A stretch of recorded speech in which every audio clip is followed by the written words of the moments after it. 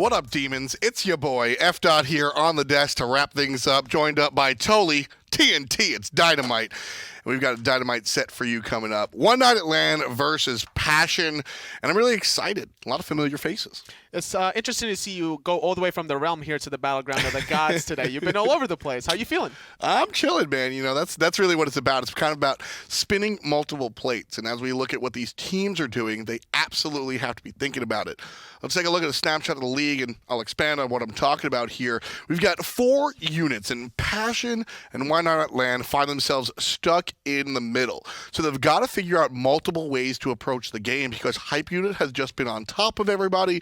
Sugar Pea Squad's still a threat, so you can't just focus on one team. You've got to be doing multiple different things. I'll tell you what, FDR, whichever team wins this one today in this best of 3 set, it's going to be feeling good going into week number 4, sitting at 2-1. The other team going to have to think about what didn't work necessarily in the previous week and how they can make those necessary adjustments. Exactly, because both of these teams, as we just saw, are 1-1, which means they've had some success and some failures, quite obviously. But what do you internalize about those is really the question that I'm asking, because when you look at these rosters for how are we going to even this out?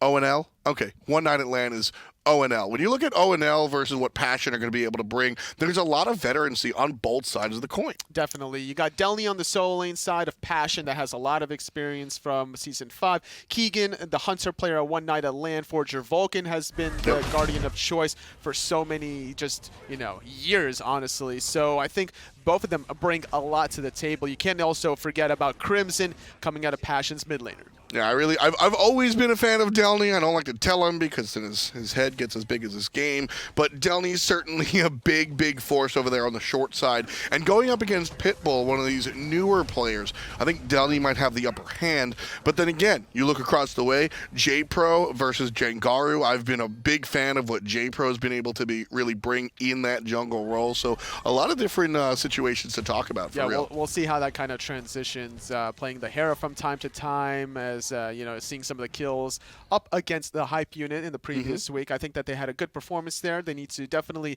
continue that performance to keep getting the wins. Realistically, I'm just excited to see these squads. It's been a while since I've been able to sit down and rejoin my console family. So shout outs to the SEL folk that are out there, because I want to see what Soul Reaper and Crimson are going to go head to. There's a lot of head-to-head matchups, which is interesting, because usually we like to zoom out and see the team versus team, but the individual matchups here are really exciting. So P's and B's, pretty please, and we see how everything sort of lines up as we look at it. One LAN on the left side, Passion on the right, which means first pick, first ban, of course, goes to O&L.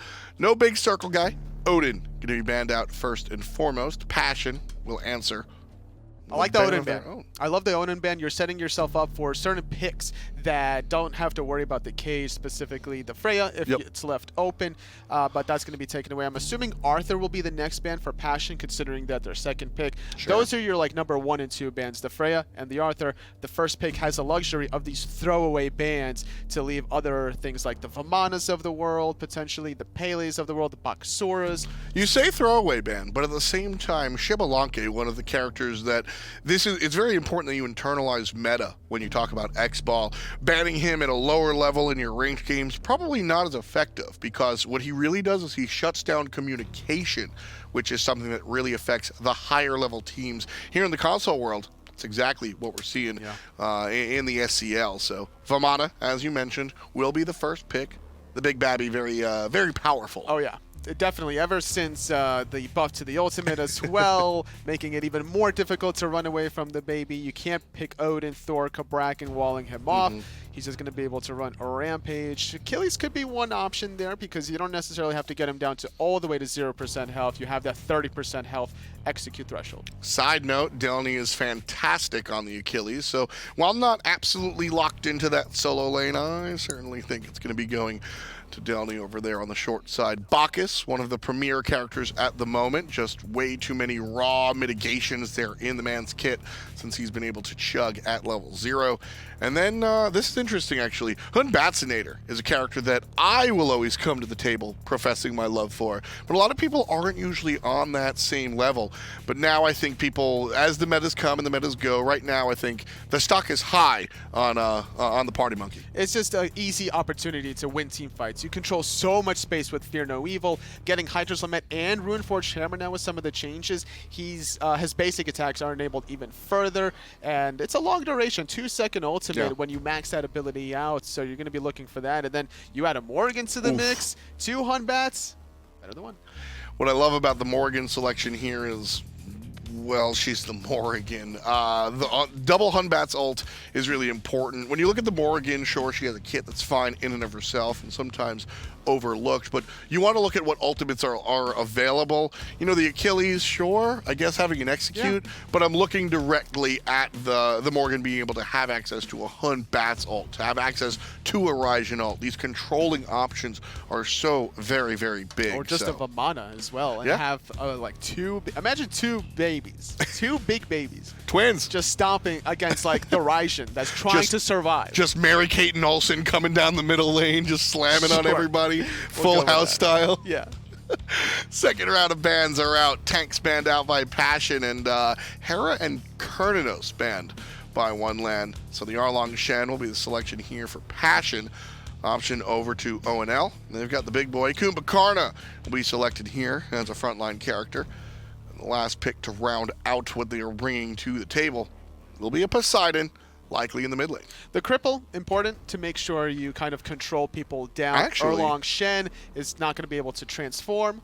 You got Raijin that's going to want to Thunder Crash in or out of the action. Bacchus is going to want to engage. Achilles is going to use that combat dash. So, good pick. I'm going to scratch what I said. I think we're going to see the Poseidon in the carry role. I think Keegan might be able to play the... Keegan, honestly, Keegan could play Poseidon or the Morrigan. That's true. That's what I'm going to ask you. Totally put your money. Where's Poseidon being played? Poseidon mid, Morrigan ADC. All right. Excuse me. We'll see if that's the case. Finch and Taco, game 1. It is indeed Finch and Taco here as we move into the action. Where's this Poseidon going? Into the middle lane. It's Morrigan ADC for Keegan, and why not, right, Taco? I mean, she's got the passive. Maybe that's part of what this is about. I think the bigger thing here as well for Keegan is he just wanted better clear efficiency, and you're definitely going to be able to find that. You can actually afford to be a little bit more aggressive here with this Morrigan Kumbhakarna in comparison to what I think Poseidon might have been able to provide there. Yeah, I think that's probably what we're seeing here. I'd like that Fatal Ghost pick the Muzen Cobb, as we do have a pause coming out. We'll get these players sorted back into the game here in just a moment. But I like that Fatal Ghost picked this, because this felt to me like he knew it was the Morrigan ADC as soon as he saw it. The honey, when he's got those bees on, has got to be great for making sure that it's easier for you to track this Morrigan when she's in that stealth. Keegan trying to be slick, but I think that it might have already been figured out. I think that was a great breakdown of what to expect. So. And the fact that Keegan's not going to be able to profit as heavily off of the invis is a really big deal here and could provide some serious punishment potential for Passion. Yeah, and they're giving up this first wave as a result of that, Taco. They're going right to the purple buff, and they're going to let this Erlang Shen and Muzen Cobb, with all the clear they bring, just have this first wave, and they're just going to try and go secure their buff. Instead, in fact, they just barely get it. Hamster was on his way to try and join in. And remember, this one night at LAN squad, they've got some names you'll recognize, but they're going up against a very veteran team here in Passion. And Fatal Ghost, though, doesn't really seem all that deterred by all that player experience. Was looking for the red buff on his own, but without IAmTheHamster, that's just going to be an unsuccessful attempt. Keegan getting some great damage out onto IAmTheHamster, in fact, and Turtle Transformation should be available pretty soon. So Fatal Ghost and Hamster will be able to confirm their own purple buffs because Keegan and Forger just want the wave instead, which, again, also makes sense. But you have to wonder what things might have gone like if IAmTheHamster decided to join his AMC. It might have been nice if he'd had him there, as the beads are forced out from Fatal Ghost early on. Passion making the right call to just give up that wave and go to the purple to make sure they didn't get invaded, the inverse of what we saw happen at the start of this game. But they are able to fall back to parity. But aside from that, things are relatively normal. We see the Mage's Blessing for Pitbull on the Vamana in the solo lane, the Book Rush from Crimson on the Raijin, and a Guardian's Blessing for Delnyy since he's in the Bacchus all over there in solo. We don't see that as much either. We do not, but Delnyy, he's probably enjoying getting a little bit of that Fat Man Slam action over in the solo lane. No one to really contest him either, because those belly flops, I mean, what's a Vamana left to do here? If Pitbull decides to dash the wave, he's going to have to be very finicky with the timer. Yeah, in fact, he might be in some trouble here now, as he has indeed been flopped up. Delnyy finds first blood. Soloed is Pitbull. He goes back to base, and Passion on the board right away. And it's hard to be surprised there. Delny's been in the solo lane for a while here on the Xbox side of things. A little cyberbully over there. Yeah. I don't even think he was taunting or spam laughing. He was just staring at him like, what do you think you're doing? Yeah, you think you're going back to base. To be fair, people do ask Pitbull that all the time, though. What do you think you're doing? Exactly. Why are you there? Unfortunate for him. He's made his way back to lane, though. Vamana able to dash back in, so it's not too bad for him. Now Delny's letting him hear it, giving him some of the last. He's going to be there for the blue buff spawn, but so is JPrro, who's making the rotation over. I swear Bacchus has one of the most condescending laughs, too, that you could possibly spam. It's that like, last little that really gets you going. That's what really tilts you. That's what really gets you going off the side of the earth. This Delnyy is indeed there for that blue buff invade, and looks like JPrro is just going to have to watch. Jangaru rotated over along with him to make sure they can get that invade successfully. And I just got to say, Finch, for all the pressure that this Erlang AMC is supposed to have, I mean, they seem to be the ones getting the worst end of this exchange. Vulcan going to get knocked up, but at last, Fatal Ghost will finally have a chance to find the secure he wants. Keegan, though, I'm not sure he wants to tank up much more of that minion wave plus Fatal Ghost abilities. Almost saved the life of his Kumbhakarna, though. Almost did. It almost felt like they were playing chicken, and Fatal Ghost kind of called his bluff and said, well, if you're going to stick around, I'll just shoot you instead. Keegan couldn't block enough, and in the end, Vulcan ends up falling. JPrro was nearby in the jungle, but not able to get there in time for the gank, though it looks like he did at least strip away the purple from them, so they got something back. Kumba for the purple buff? That's almost a worthwhile trade. I think ideally for Passion, it would have been not losing the purple buff, because now that One Night at LAN has control of that buff timer, they could look to play more so off of it. What did Pitbull do? He's putting him in the proverbial locker right now in the solo side. He's even going for the dive. He goes to the big baby form immediately to avoid getting knocked up, but that's a trade Delny's happy to take. That ultimate now has been forced out, but look at all the healing Pitbull got. It's the cancellation, though. I think that's all this interrupt that Delnyy has on Bacchus has been so problematic for Pitbull, and I wouldn't be surprised if he's also been putting a couple of points into that belch for the lane clear. Try and help him out, but with all that work after the dive, he will end up losing lane pressure, and that means that it's time now for Pitbull to roam around the map, see what he can find. There's 3, though, on the left-hand side. JPrro yet again lurking in this duo side jungle. In fact, Fatal Ghost now backing, so Hamster alone, and that's why you see him playing so far back at the tower. Plenty of vision, though, for Passion's dual lane, right at 2 of the most important choke points also. One in the lane and one also just a little bit deeper still, although I think that one might have just actually worn off right as I was trying to call it out. But I like that Passion are ensuring that they have vision before looking to play aggressive on the opposite side of the map. They want to make sure that they're not getting counter-rotated on. Oh, Soul Reaper, I don't know if this was the play, my man.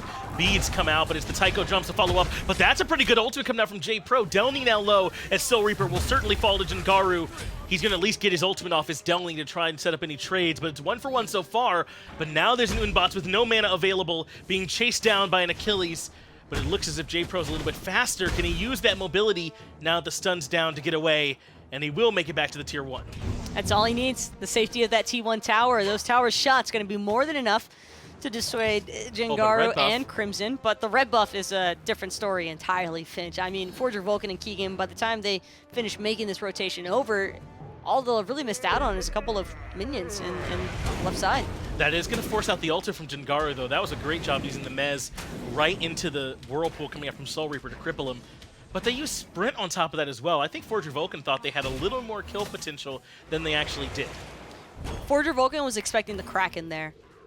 Or, no, actually, no Kraken even available. That's still on cooldown for a hot second or two. Sure, so Soul Reaper, I think the sprint might have just been to help get the Poseidon in closer range, to get out some decent auto attacks with boosted damage off the Trident. Yeah, maybe they didn't recognize Jangaru had the ultimate still available to him. Maybe that timer wasn't being effectively communicated, and Forger Vulcan just in the moment was like, well, keep going on and we got him. But it turns out he still had the ability to get out of there with that ultimate. So either way, that is sprint down for another minute and a half. Pretty big deal, too, if you're Muzen Cobb here. Fatal Ghost, I think, now has the next 90 seconds or so, basically a minute and a half, to play a little bit more aggressively if he chooses. That interrupt's there. That's why he drops down the ultimate. He knows he's caught the dash and has a chance to force Pitbull's ultimate, but he holds on to it. Now Forger Vulcan forced into the ultimate, and it's still not enough. He ends up falling. That means Keegan's can go to the Tycho drums, but the Kraken is not perfect. Fatal Ghost wants to try and trade his life away, but will not find the opportunity. Keegan comes through with the Changeling ultimate and gets the kill. Almost successful, by the way, for Fatal Ghost. A lot of damage from this AMC. Off the Stinger alone, too. That was more than enough to confirm. He's got Warrior's Blessing. He's got Warrior's Blessing, and this is actually a common thing, or I shouldn't say a common thing, but expect to see more of Warrior's Blessing hunters, I think, as competitive leagues continue to roll along, because I know a lot of hunters that have already been theory crafting with this Warrior's Blessing start, at least for the hunters that have easier to apply dot damage especially. So AMC, he's already starting to surface again in the spotlight, and I think I'm gonna have to cut it short there, Finch, because right now Passion just looking to go in. JPrro drops down the Fear No Evil. The totem is enough. They set up for Keegan to find get another kill. A nice game so far for him, as he's 2-0, but they're not done yet. They got the Whirlpool, and that forces Jangaru into the ultimate. Fatal Strike allows him to reposition, but a great rotation over all 5 members of One Night at LAN there, and they punish the overstep from Passion. And that's the thing. I don't think Passion were expecting all 5 members from One Night at LAN to make a rotation for a red buff 8.5 minutes in? Right. No way. But of course, that's the kind of response that you want to see, though, if you are One Night at LAN, because that's the last thing your opposition would expect. You would have thought that that was Passion's side of the map with the way that they were forced out of that red buff area. And it makes sense, too, because Passion's had great control of these buff timers so far. In particular, the blue buff. Delnyy was able to get pressure over Pitbull so early on in the game. They were stripping that. Then the red buff as well. You saw at one point Jangaru and Crimson were able to rotate underneath the tier 1 and meet it red on the other side of the map and strip that one too. So finally One Night at LAN say no more. They group up and at least gain control of their own timer on red.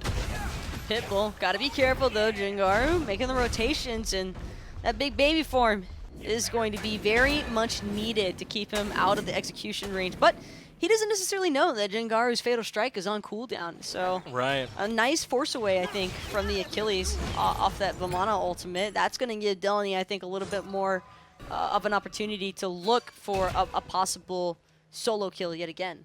And one more thing to keep in mind is that they are doing the damage split in solo lane, right? Because Delny's playing the Bacchus.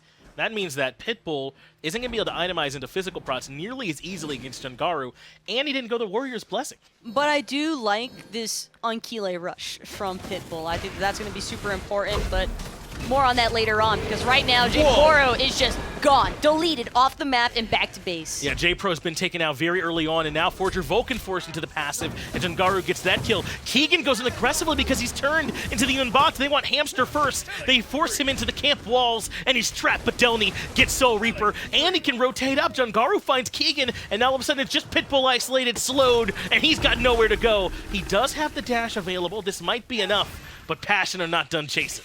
Fatal Ghost, it was on point, just out of range. I think the accuracy was there. A couple of steps backwards, and Pitbull definitely dies there, I think. But on the bright side for One Night at LAN, AMC will not have that stinger for a slightly longer cooldown, as opposed to when Fatal Ghost, he's picked it up almost every single time otherwise that he's used it. But a 4-for-1 exchange, I mean, that is Passion, what they want every single time that they look for those kind of exchanges. And I think where the breakdown really takes place is that they just or for One Night at LAN, they were all corralled in that left side mid Harpies camp, just made it so easy for Crimson to spam the Tycho drums, percussive storm damage. I think that's what really hurt them, and they lost JPrro so early on, they didn't get nearly enough value out of his ultimate. Luckily, Keegan came in with the Changeling ultimate, at least gave them a second Fear No Evil, but even then it felt like too little too late. It hit all 4, it was perfect, there just wasn't nearly as much follow-up but it's the only reason they at least got Hamster. There wasn't anybody to follow up. It was Keegan with a dream. And he's essentially in top of everybody from Passion. He's lucky he even found the 1 kill, if you ask me, Finch. Yeah, fortunate that they get something on the back end, but that largely favors Passion, who are only about 2,000 gold out in front. We're still early days in this game, approaching 12 minutes, but we might be having a repeat fight. It's the pin landing on top of 2. Crimson has good damage, but this time JPrro does get a good ultimate. But epic uppercut out of the Kraken? Is that what just happened? That can't happen. Now Crimson with the taiko drums isn't able to find enough damage. Keegan comes in with the stun, but it's still not enough to turn things around. Crimson gets the trade. It's 1 for 1, and Fatal Strike off the mark.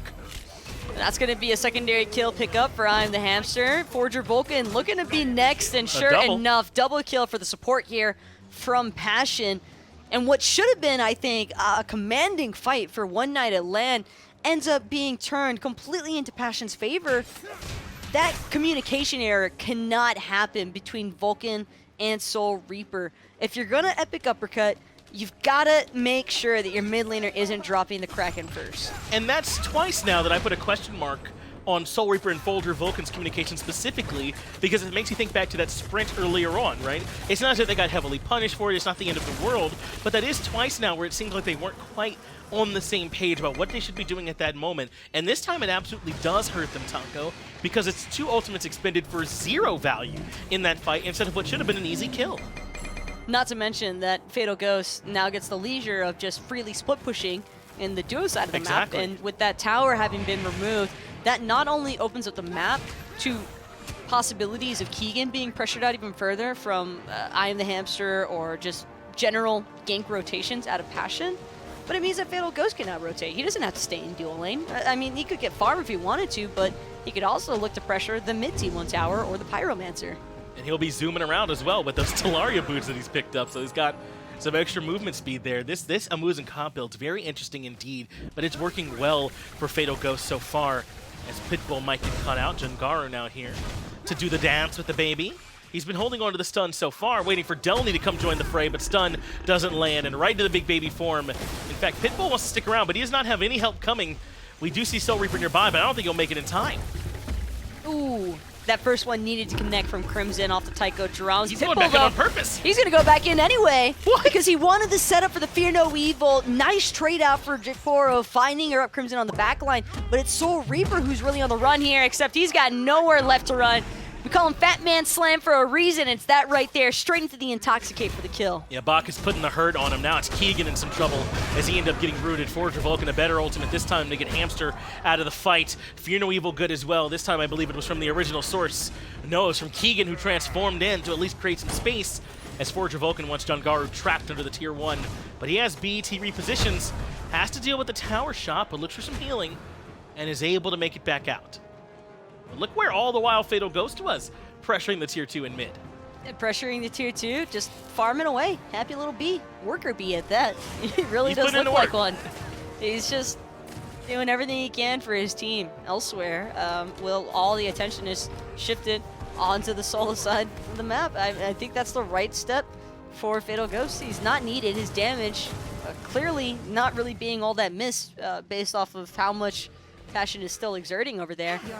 But Delnyy tanked that T1 tower for what felt like a year and a half, Finch. And that's just all Bacchus, I think. Bacchus is, I think Delnyy is showing how strong Bacchus is right now. And it's in the solo lane. You've seen a lot of Bacchus level 1 in the dual lane being a problem because he's able to get that belch off right away.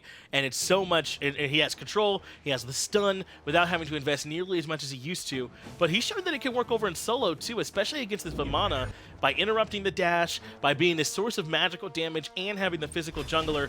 This has worked well, and Jangaru wants it to work even better. He lands the stun, Kraken hits, yes, but it's gonna be the Intoxicate that takes things down. But can Jangaru make it out? Fatal Strike to get away, and now it's Crimson being chased by JPrro. Really nice taiko drums to immune the Fear No Evil crowd control, but doesn't make up for the damage either way. Passion though, they're free to pull this Gold Fury. That is, unless Keegan has something to say about it, and that's a beautiful steal execution from one night at LAN's solo or dual lane member Keegan. Wow, he had a lot of pressure on his shoulders there too to try and make up for the fact that his team committed heavily on the solo side. He turns into the Unbots. That's been his favorite transformation so far this game, is turning into JPro's Unbots, and he's been able to get a ton of value out of it with a second Fear No Evil, 4-2-0 on the Morrigan ADC, the Morrigan Hunter over there in duo.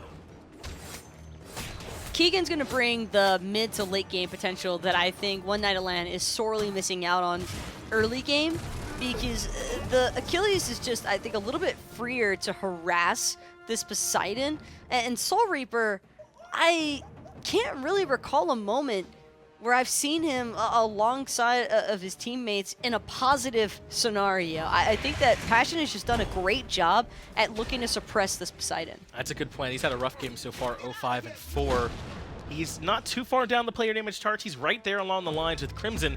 The problem is it feels like Crimson's be able to get there slightly more efficiently at this point, but now Soul Reaper has that Gem of Isolation finish. He already had Spear of the Magus, so he's got good damage, he's got good utility in these fights. It just isn't going to be enough as Crimson gets bullied by JPrro and has to drop those beads early. You give and you take, and Crimson can still mess around with the Taiko drums, use that CC immunity to try and avoid the Fear No Evil yet again. It's all off of sound cue timers at this level of play, especially with players this experienced. I mean, Crimson, he's usually talked of as one of, if not possibly the best, depending on who you ask, mid laners. Oh no, this is just unfair. Yeah, Pitbull's had this ultimate forced by Jangaru rotating back in. He's right outside of exit threshold, and he's able to avoid it. Jangaru, he's not running from the fight. He's running because he knows that that's a kill he just dropped. The Fatal Strike not as easy to hit as you might think, but certainly when the baby's that big, you need to be able to land it. A little bit harder on the sticks. Yes. We'll put it that way. But these guys I think they're still putting in the work. I think the intention was strong there from Jangaru, and I like the thought process of trying to combo with Delnyy. Just a little bit too off the mark there for it to really be super profitable for the team, but they do still force out the Vamana ultimate from Pitbull. That's still going to be an important frontlining tool that One Night of LAN won't have available to them. And I like Pitbull not giving up on the play. Other people might have been calling timber, but not him, not in that situation. He knew he still had a chance to make it back out of there, and he fought all the way until Jangaru drops the kill and was able to make his way back to base. So in the end, not too much is lost, as Passion still hold on to about a 3K gold lead. But that's about where they were, maybe about 1,000 more, 8 minutes ago or so. They haven't really been able to expand this out. Experience is not too far out in favor either. I think One Night at LAN can feel good that they're making it into this late game with a Morrigan, by the way, and it's still this close. Keegan really has not fallen that far behind Fatal Ghost, if at all, by the way. I mean, maybe a slight disparity between the two in terms of gold, but other than that, experience-wise, Keegan's done a fantastic job of keeping up with Fatal Ghost. And I think also part of that's coming off the bat of the most recent Gold Fury having gone in favor of One Night at LAN. That's right. They were able to come in and I believe get that one stolen away by Keegan, who turned into JPrro in the Unbots right at the last minute, dropped the Fear No Evil, try and contest the objective. The next objective to contest will be this Pyromancer, and it's really only Hamster who's nearby. It'll be difficult for a lone Erlang Shen, but as I say that, they've dropped the Pyromancer for now, or at least reset its HP, so no one will grab it. Delnyy was starting to make his rotation, though, and I think that that's usually enough. Oh, JPro's going in. Change interest. But just to force out the Taiko drums. And that does immediately get the response from the Raijin on the back end of this engagement. But Delnyy finds a two-man knockup, and JPrro uses the beads while he's in the air. That's not going to be nearly enough to get him away. Keegan on the backside had to turn to the Unbots to try and defend himself against 3, but isolated, he falls. Fatal Ghost gets that one. I'll mention what I was thinking in a little bit, but right now, Jangaru is still looking to push forward. Nice cracking on the back line, but there's no one there to follow up. Keegan's already dead. Soul Reaper was basically dead, and JPrro, he already used the Fear No Evil. There's just no further exchanges that could really take place from One Night at LAN's position here.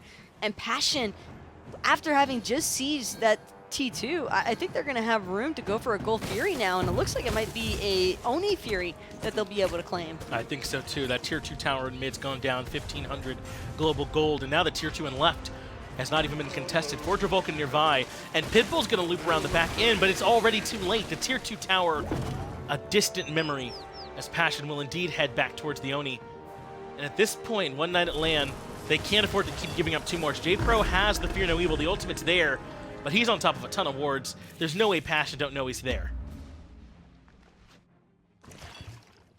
This is not looking good right now for one night at LAN in terms of positioning, because Pitbull, well, it is Pitbull. I take that back. The Vamana probably not in too much danger at level 18 of being truly collapsed on, but one night at LAN, this might have been too much too soon. I don't think Passion had even started to really begin the backing process for all of their members. They've been smart about timing their backs so that there's always somebody looking to play defense.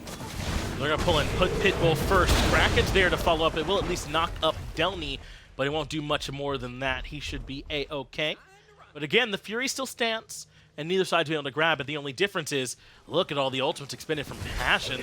They don't have much at all, as JPrro doesn't even really land the Fear No Evil, but it still gets the beats out from Fatal Ghost. So, hey, no harm, no foul.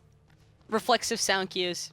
As soon as Fatal Ghost heard that sound cue, he was already hitting the button to get the beats activated. So I think that if he had taken a chance to just look down at his feet, he might have realized, okay, probably no need to do so, but you never know.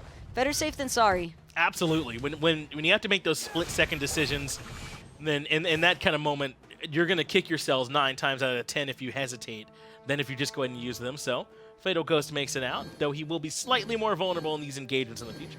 Plus, who needs beads when you've got a front line of Bacchus, Achilles, and Erlang Shen? And you've got Rune Forged and Warriors mostly, so maybe you're not too worried anyway, right? And Talaria boots. That was one speedy B. Pitbull now could be in a world of hurt if he's not careful, but one more time, just going to dash on out of danger like Vamana always seems to do. Hard to lock down, isn't he? That annoying little baby. Hard to get that final hit in sometimes, it feels like, as we're still battling around the Oni Fury. One night at LAN, don't want to let this one go for free. They have Blink on 2 members. The third one is down for JPrro right now, but a Relic Dagger there for Keegan. In his build path, he absolutely wants to be able to engage more often, as the Oni Fury has now been pulled and down to about half HP. It's actually a blink in from Pitbull. He wants to go to the backside. Jangaru, though, is able to find Soul Reaper. That forces the Fear No Evil out on the backside from JPrro to try and corral a couple more members, but they're already down their very critical mage in this fight. Forger Vulcan uses the mez, but with no one around him to get hit by it, that's going to be a full-on collapse from Passion. They're still looking to give chase. Keegan going to transform into the Humbats. One more Fear No Evil, but it's just to help the rest of his team escape. One night at LAN, for all of the crowd control that they have to offer in this composition, it just doesn't feel like they're able to get any of it off. They've not really been able to be on the same page all game, it feels like. Jangaru is the specific one, but it is the Gold Fury that goes down, or rather the Oracle, the Oni, excuse me, in favor of Passion. They're happy to grab it. And it was specifically Jangaru that got that last hit. But now can they make their way over to this Fire Giant side of the map? As Forger Vulcan has Hamster locked down. They certainly will at least grab the Pyro, but it looks like not much else other than that. It seems like all Passion really have to do is kill Soul Reaper, and the rest of One Night at LAN, they're kind of just running around the map like chickens with their heads cut off. They just don't really seem to know what to do without their Poseidon. And even when they have them, they're not always on the same page, as Pitbull does get hit by the Stinger, and it just barely drops off. It looks like in time for him to get that dash. He makes it out of there. Passion could not lock him down. It's got to be Vamana. It's like a secondary passive for that god that he cannot die. Because look at Keegan. He goes down no problem. He's in kill threshold, and guess what? Jangaru kills him. Because that's normally what happens when somebody gets into the kill threshold. But not the case if you are Pitbull. I'm starting to think he has more lives than one. He's been able to use all of them, as he now has the Hastened Katana finished off. So he should be able to stick to these targets even easier as Hamster charges forward. Pitbull's dash now on cooldown, but he makes it back to the tier 2. And Fatal Ghost grabs a tier 1 of his own on the right-hand side. But JPrro wants more aggression. He drops the Fear No Evil and is able to claim at least some CC immunity from one. It looks like Crimson has that Magai's cloak popped. That was a great pickup by the way, for Crimson. He's been aggressed on so many times by JPrro and Keegan alike that it just makes sense for him to offer the Magi. Sure, you missed out on a little bit of power, but when you've got a Morrigan against you building all that thought, though, another epic uppercut straight out of the Kraken. I'm starting to wonder whose side Forger Vulcan is on. It's starting to seem like Passions at this point, isn't it? As even Pitbull falls. He might have had 9 lives, but that was the 10th death. He ends up falling. Tier 2 tower on the right-hand side as well. And Delnyy is trying to signal to his team, let's keep this going. There's only 3 members here that can stop us. I want this Phoenix. He's going to be the furthest forward. He's got Hamster right there by his side, and not really many ultimates available. It's only Keegan who can transform at this point. If they make it to the backside, and the Batz, but Crimson turns it around, and Keegan is the one that falls. Jangaru taking out the Phoenix a little bit longer than what he would like to. Got to get that Phoenix aggro back onto Delnyy. Sure, he'll take it over, no problem. Wow. Belch also into the body blocks. Forger Vulcan still looking to get away, but JPrro is going to have to be the one to bail him out. Passion already collecting that right side Phoenix, and the left side too, possibly, if they're not careful. Yeah, they've got minions threatening them on that left-hand side as well, so they've got to rotate Soul Reaper over to defend. Fatal Ghost was considering it. I don't know if he realized the Soul Reaper's right here. And he's not even afraid. He's going to be able to push that lone Poseidon away, and he wants to step up and threaten the Phoenix all by himself. But JPrro nearby and has the Fear No Evil, so Fatal Ghost has to be careful, pinned against the wall. But then over the wall comes Delnyy with the 2-man knockup. That creates some space. Delnyy gets Soul Reaper, but the epic uppercut brings Fatal Ghost right back down to JPrro. They still got the left side Phoenix. At the end of the day, I think that's all Fatal Ghost was after. Anyway, Delnyy could possibly end up falling here, though. Looks like Pitbull wants to give pursuit, going up into that big baby form. This is dangerous territory now for Passion. They're all incredibly low, and Pitbull's not willing to back down. Jangaru, though, is able to get some very, very nice heals to keep him standing, and it's Crimson who takes down Pitbull for the kill. But now he's got to go into the beads. He doesn't have the Taiko drums available, and he won't be able to play a song not to get out of there. Keegan finally finds a return kill as they send both the B and the Raijin back to base. One Night at LAN have just been so scattered, though, Finch. I mean, that fight lasted for like several minutes. Yeah, it was a long fight. Because it was just nonstop reinitiations from both teams, in fact. And the main thing that I'm looking towards is it all begins on that right-hand side. Yes. Where Soul Reaper is trying to play defense underneath the T2 tower, and it just feels like over and over again. This Poseidon combo doesn't feel as practiced as it needed to be for them to pick it here, because every single Kraken, I feel, is just, you see the person that it was intended for being epic uppercutted straight into the air out of the damage, and it is on more than one occasion given Passion a very severe advantage. It has absolutely cost One Night at LAN multiple times in this game so far, and it's hard to know exactly where the breakdown is as Delnyy nearly takes Soul Reaper out with one rotation of his kit. That'll send him back to base and cost him the Aegis while he's at it. That'll make him a vulnerable 0-9-5 Poseidon just that much more vulnerable. Pulling the Aegis, I think, a lot more important, too, than just the beads here, because the Aegis, I mean, the beads, yeah, it's nice to secure beads. Hold that thought, though. Forger Vulcan looking to make a contest for this Fire Giant, but he'll be sent running with no health to offer. Well, they've done enough. They forced him off the objective, and Keegan is able to come in and work alongside JPrro to force 2 back. They find themselves a kill, and now Pitbull's going to keep going. Keegan gets a double. At least one does come out from Jangaru to make it 2 for 1 so far, but finally a good fight from One Night at LAN. This is the first time that they've really been grouped up all together, I think, to make their stance. Except Jangaru is going to make sure to bring down Keegan. That double kill will have to be the end of it for now. Pitbull still on the run on Keelan Park just in time. It was nice to prevent him from getting stunned, and that gives him room to get the dash. He'll even turn around and land the slow onto 2, and that creates enough space for Pitbull to get out. But that's a great initiation from Forger Vulcan and from JPrro to at least keep that Fire Giant from going down.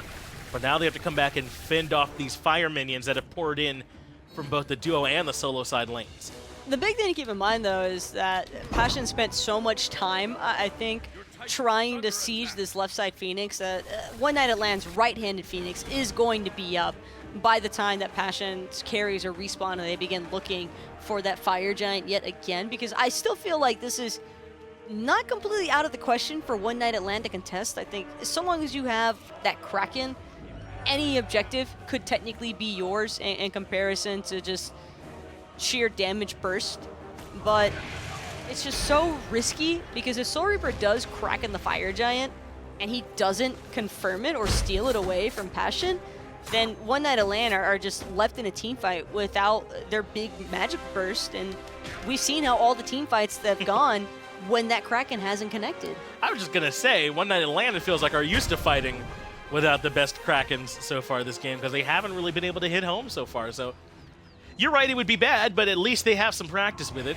as Hamster is very far forward, gets caught in the whirlpool. The slow means he takes some extra damage, but it's Forger Vulcan who might be in more trouble. Fear no evil from JPrro, not enough to take down the Erlang Shen, and that means an advantage still there for Passion, only having used the Stinger. JPrro wanted to go in, but the rest of his team very clearly did not. And I actually kind of like this from Passion because you see two pretty big team fighting ultimates having been expended, and this right side Phoenix is not the healthiest of Firebirds. They're just looking to bring it down and then look for the Fire Giant. Pitbull gets taunted in. Phoenix still stands for now. Upgraded Sunder is there for Delnyy. I want to see who he makes his target in this next team fight, and if they're able to blow up his target correctly around that relic cooldown, since he's invested quite a bit into it. But they're still coming to the right side. Keep an eye on that left side, too. Those minions could always push through as Forger Vulcan avoids getting stunned out. And the Whirlpool is making Delnyy so slow. But Keegan transforms into the inbox, comes on the backside. That brings Jangaru down quite low, but a Cursed Aunt comes through as well. That means no healing and extra damage. Forger Vulcan forced into the passive, and he should be killed. Luckily enough for One Night of LAN, Forger Vulcan is the only casualty here because I definitely thought that was about to get a whole lot worse. But a really nice reset from One Night of LAN is going to keep the majority of their carries alive for right now. Left side Phoenix too, though. And it goes right back down, tumbling. They end up losing too much on the back end of that. Passion able to do it relatively cleanly. It doesn't cost them very much at all. They are even able to take down Forger Vulcan, but they can't get all the way in. They can't take the game just yet, and this mid-Phoenix still stands at this point. So Passion will fall back for now, calmly, cleanly, and wait to try and re-engage again. What's really been a problem, I feel like, Taco, is that either Keegan or JPrro, either one of them, are going to go on the backline and drop a Fear No Evil every single fight. And that has broken up Passion's cohesion, at least some. Well, you say that, Finch, but even with that last initiation there, we saw JPrro drop the Fear No Evil on IAmTheHamster, the tank Erlang, and that forced Keegan, I think, to have to be the priority change into the Humbats yet again. Right. While I believe that Keegan might honestly be better off just looking for the transformations into Crimson at this point. I mean, Crimson, I feel, is definitely able to dish out a fair amount of damage, even possibly turning into the Bacchus, just giving One Night at LAN another frontlining member to hopefully keep Soul Reaper alive a bit longer. That's not a bad idea. I wonder if maybe they've committed too much to this double Fear No Evil strategy that they're going with so far. It's not as if it's worked a ton for them, as the Fire Giant will be going down for Passion. I believe that's the enhanced version. Oh yeah, we're 33 minutes in. It's definitely the enhanced version at this point, and it can be so potent that Passion can feel confident about their ability to push. In fact, they've got Delnyy in the duo lane, keeping the Fire Minion wave pushed up on that side as well to split the focus of One Night at LAN. Things are definitely a little bit shaky here for One Night at LAN. They're standing on one leg, but just one barely. Phoenix left. Yeah. It's like almost anything could probably kick them over, but they're just still holding on to that one glimpse of hope of a turnaround fight. This could be it. Nice pull out of Fatal Ghost Purification Beads, and he's down to half health already. It was JPrro who initiated in to force that cooldown, but Jangaru punishes him for it mightily on the back end. It's a 5v4 now in Passion's favor. In fact, they get taunted back in by Hamster. And look at that, Reaper's been forced out as well. They have no damage really to speak of to follow up on this. Passion can barrel in, take down the mid-Phoenix. In fact, Jangaru is keeping 3 members zoned out by themselves. Tycho drums come out. They're going to turn that towards the Titan by themselves. A chance nearly for Passion to end the game. Hamster gets one. Fatal Ghost may fall down, but they're going to need to come focus the end game objective, and that should do it. Passion should be able to claim here game 1. They eventually kill it, and there they are. They take it down. I think that, honestly, this One Night at LAN roster is very solid, but that composition just did not look very practiced. If that was something that they have been frequently scrimming with, then I definitely have some concerns for that team, but it was just so much miscommunication, I think, that really got the better end of One Night at LAN here. I think that they can easily bounce back if they just look for a composition that's more tailored to what their players are actually more comfortable on. Yeah, I'd be curious to hear the thoughts from the desk on the build as well from Soul Reaper. Even if the Kraken had connected, I wonder if it would have done quite enough damage, like Divine Ruin, Spear of the Magus. There wasn't a ton of power-heavy items there, Gem of Isolation too. So I wonder if that's part of the reason why Jangaru was able to have such a good game on the Achilles. I don't think he ever died that whole game. He only had on Achilles by way of magic defense. So, I mean, he seemed unpunished. Yeah, utility Poseidon usually better left against squishier members, or when you have a little bit better follow-up damage to go with. I think that Keegan and Soul Reaper alike were just very pressured out more often than not, and because of that, they never really had much of an opportunity for the turn and burn situations. Well, a strong game here in game one. One Night at LAN have a lot they need to work on if they want to try and clean it up. Let's get it back over to the desk to get their thoughts. Thanks a lot, Finch. Thanks a lot, Taco. Bringing us to business there for game number one, and that's exactly what we saw Passion do. Fantastic game from them as a unit, and that's a really big deal, and I'm going to hit that later, as a unit. That's true. They definitely threw a lot of curveballs as well to One Night at LAN, where they went for the Erlang support, the Bacchus in the soul lane, something you wouldn't normally expect at the beginning of Season 6, but Delnyy played it very well. He had this great engage in the mid lane where he zoned out 4 members, got a double knockup, 4-man intoxicate, that even isolated Keegan to allow the rest of his teammates to clean him up and then get the goal fury, all the objectives they wanted after that. Yeah, I might have been surprised that Delnyy wasn't on the Achilles, but I wasn't surprised with how strong he was able to play. Solo Bacchus, also, by the way, a pick after my own heart.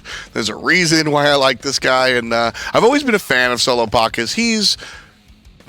I guess Ymir is probably the most warrior of all the Guardians, but he just brings so much warrior presence that not a lot of people look at. Especially now with the changes where you could chug at level 1, basically getting more magical power, getting more damage mitigation, about 14% to be exact. And when you're dealing with a Vamana and you can shut down the Vamana that early in the laning phase, you allow the rest of your teammates the safety of mind and peace that they don't have to worry about him rotating, because now that Vamana has to play catch-up.